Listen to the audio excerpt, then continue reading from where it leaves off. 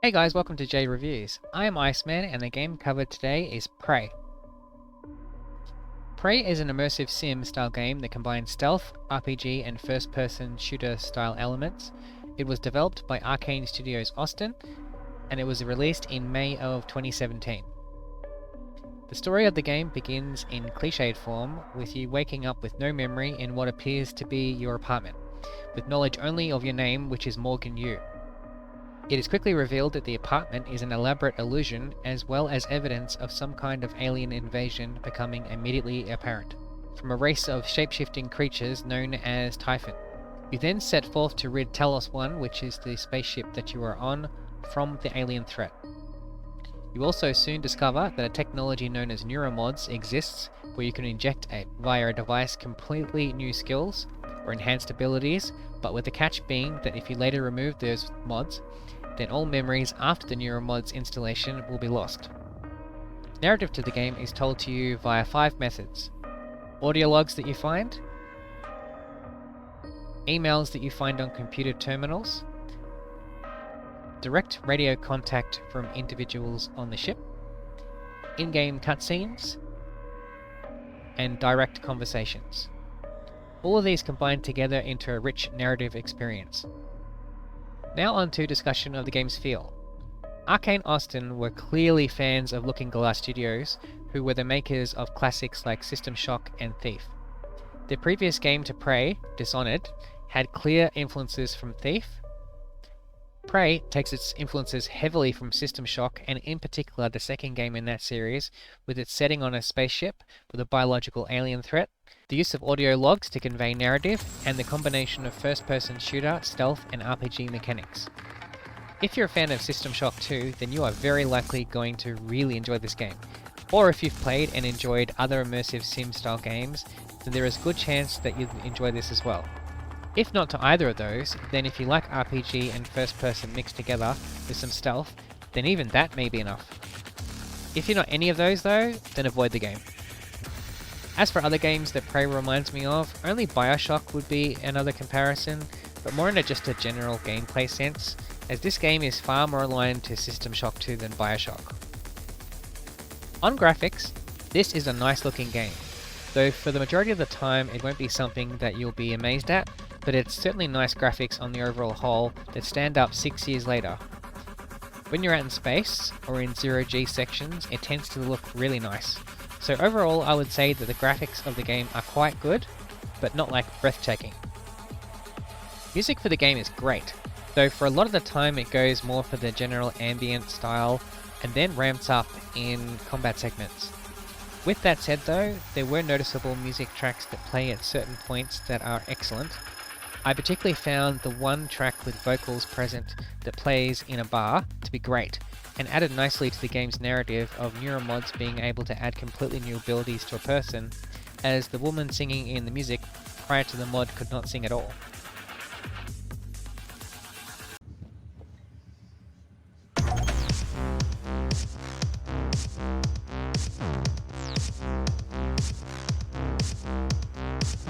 So fast, the sailing ships, the outer rim, the innocence, the lovely air, the wind it breathes, it comes.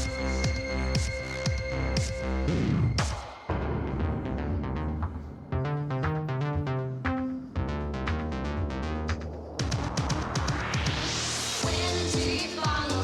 Where do you lead? With the flood, clean hands, the fire to feed, like the signs of cosmic crush of the eyes. It's just better in blood, like the shirt's cold sun. When do you follow? Where do you lead? With the flood, clean hands, the fire to feed, like the signs of the cosmic, the crush of the eyes. It's just better in blood, like the surest full sun.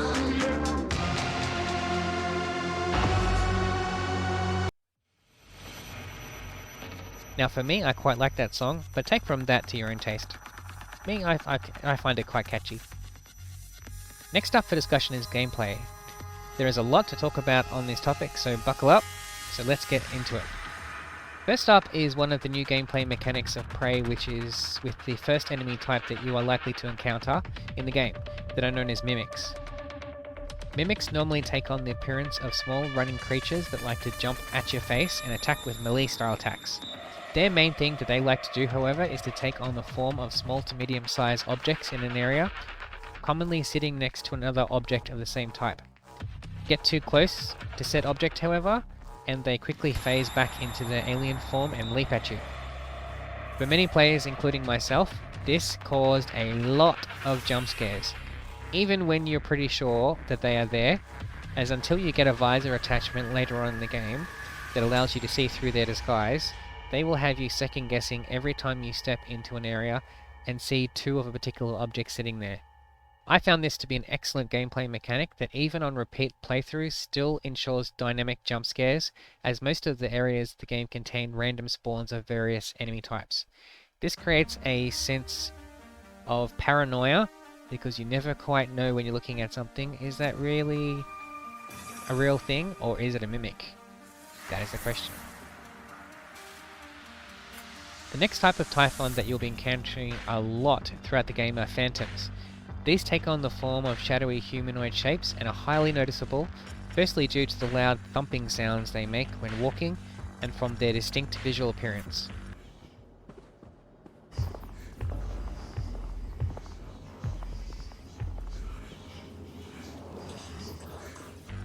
Initially you'll find only the basic version of this enemy in the game, but will later encounter electric, fire and etheric versions capable of far greater damage, and which generally have higher health compared to the standard version.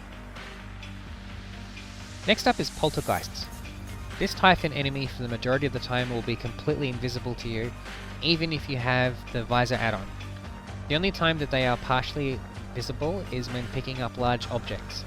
Hard to take out due to their invisibility, but generally they go down in a few shots.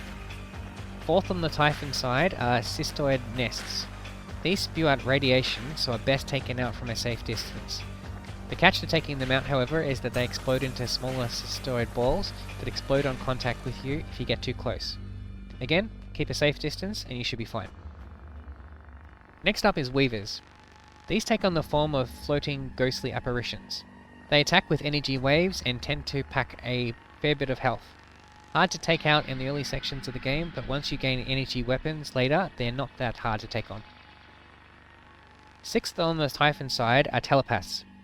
These have the nasty habit of taking control of weak-minded humans within the vicinity of them, who explode with psychic energy if you get too close to them. If you can sneak up on a telepath, however, and take it out quickly, then all mind-controlled humans will be knocked unconscious. They do take quite a bit of firepower to take out, however, even with energy weapons, so come prepared if you choose to take one on. Next is technopaths, which are essentially the same as the telepaths, except that they control anything robotic within range.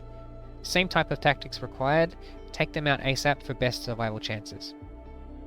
Speaking of robots, the second main enemy type in the game are of the robotic kind. Some are friendly and can be a great source of free healing, psychic energy and suit repair, but all can be corrupted by Typhon forces. On the robotic side, you have the operators who shoot electric or fire attacks at you, and turrets who tend to attack with bullets for the most part. And that is all of the main enemies present in the game. As you can see just from that list, there is quite a few, so there's some nice enemy variety in this game. Next topic for discussion of gameplay is RPG mechanics, and this is another aspect done very well in the game. Much like System Shock 2, you have several ability and skill effect sections that you can upgrade. Neuromods that you find throughout the game and later can manufacture allow you to put points into them. The sections that you can choose from are Scientist, which focuses on hacking and healing abilities, Engineer, which focuses on suit upgrades, the ability to lift heavier objects, wrench melee damage, and allowances for higher upgrades for security style weapons. And lastly, Security, which focuses on improving damage with security weapons, improving your health, stamina, and mobility, as well as allowing for improved stealth and bonuses related to it. Later in the game, you'll gain access to an extra 3 skill trees related to Typhon-based abilities of Energy, which focuses on electricity, fire, and energy related abilities and attacks. Morph, which focuses on giving you some healing regeneration when taking damage and allows for you to take the form of objects, much like how mimics are able to do. And lastly, Telepathy, which focuses on giving you an energy shield to absorb damage, psychic attacks, and to be able to bring faraway objects to you with your mind. There is just far too many skills individually to go through on their own, though the abilities related to stealth, hacking, and weapon upgrades are essential for improved success later on in the game, and to be able to access new areas. With that said, however, practically every skill has a use in the game, meaning that even towards the end of the game, there will likely still be some skills worthy of pumping in neuromod points into. Next up is first-person shooter style mechanics. This one is fairly straightforward given the perspective of the game. Aim where you want to shoot, or hit with a weapon, or to use a switch. Not much else to say really, as if you've played any first-person shooter style game, then that side of things you should be well used to. Hacking is next on the list. To hack an object, you will first need to have the appropriate skill level required to do it, which if you have it, then you are taken to a minigame where you will need to guide your object to a goal node. The hacking skill level required determines how many times you will need to travel to a goal node, as on reaching each one, a new one will spawn, which you will need to travel to quickly within the required time frame.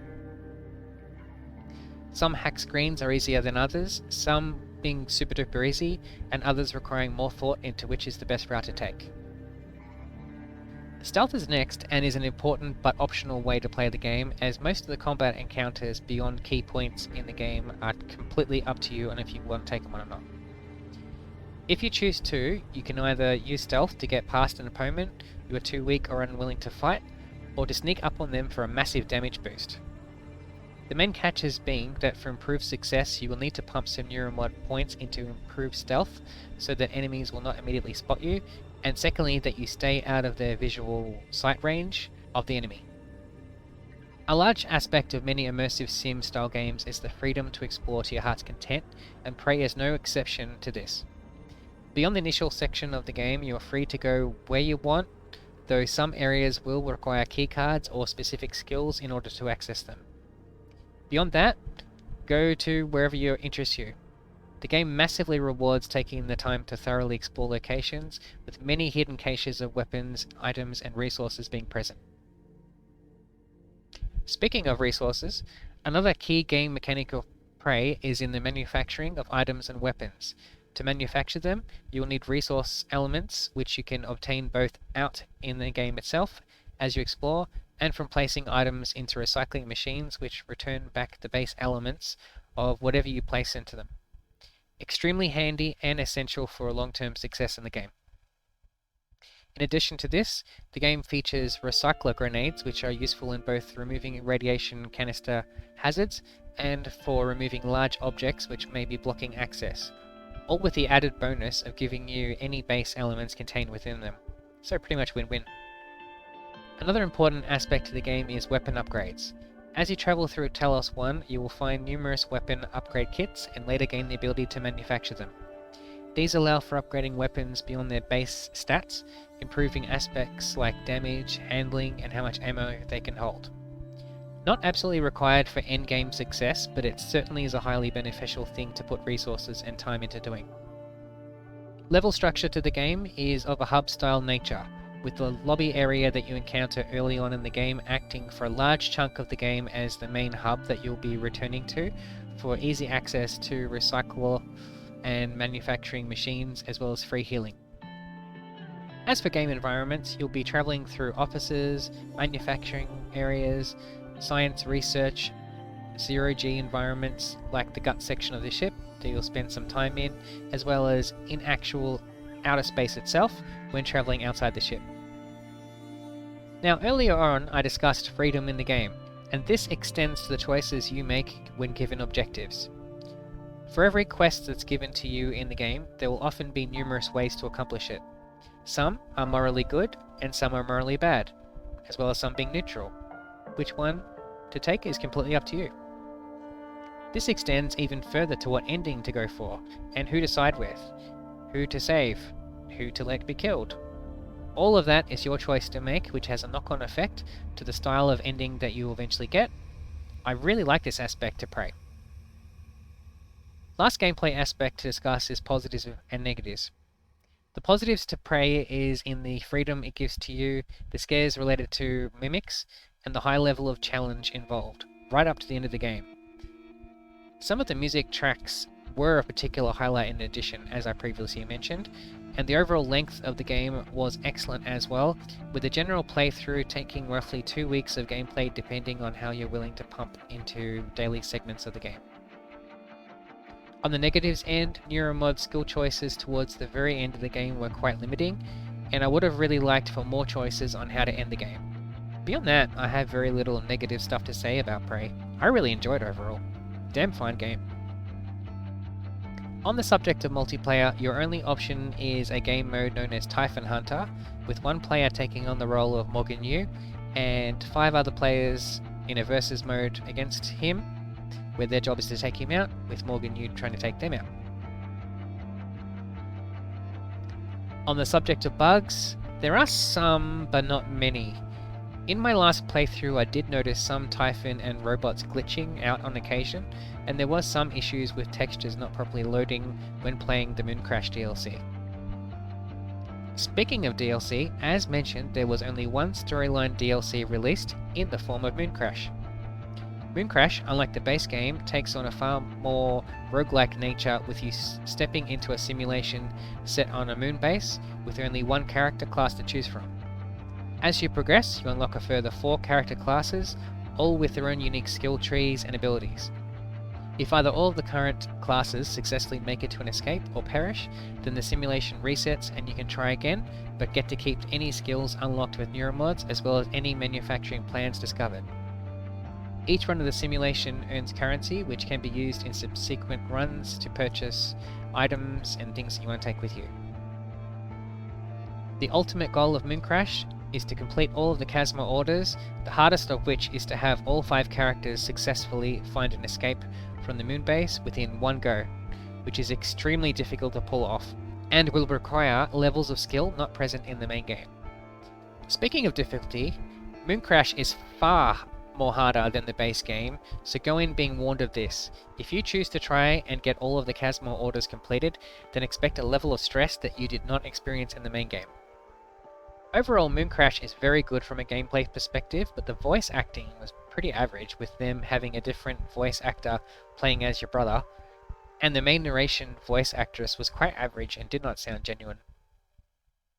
And that is all I have to say on Mooncrash. Overall, Prey is a fantastic game that I highly recommend. If you like immersive sim style games, then this should be a must play for you. I highly recommend it. If you've enjoyed this video and would like to see more videos in this series, be sure to hit the subscribe button, and also just check out my channel for further videos and you'll find what else is available. And with that, this is Iceman of JReviews, signing out. Guys, have a good one.